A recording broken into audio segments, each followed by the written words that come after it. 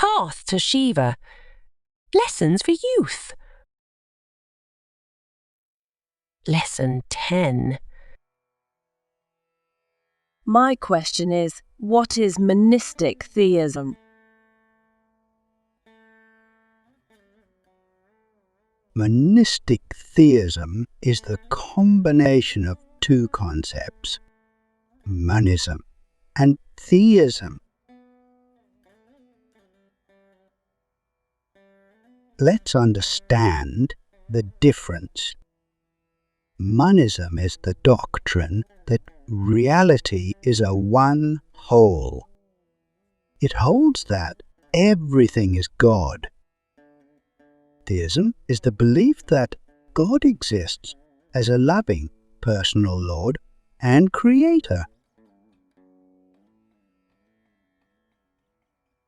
These are like two sides of a coin present in most Hindu systems. Our Saiva Siddhanta philosophy is a form of monistic theism. We see God as our personal Lord, as the essence of all that exists, and also as absolute being, Parashiva, beyond all form. In our theistic practices, we worship God and the gods in the spirit of devotion and humble submission.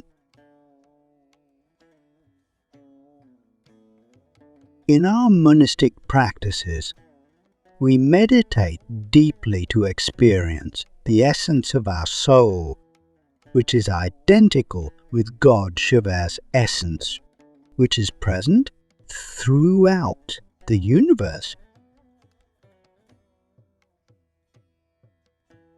Shiva has both a monistic aspect and a theistic aspect. Through our two-sided practice, we honor and draw close to both. The most complete and perfect path requires both monism and theism. The opposite of monism is dualism, which teaches that God and creation are separate realities. Dualists believe that God, like a potter, creates the universe, a pot from clay, the cosmic matter, which has always existed and is not part of him. In Shaiva monism, Shiva is all and in all, the potter, the clay, and the resulting pot. Some forms of Hindu monism do not include much theism. Ours does.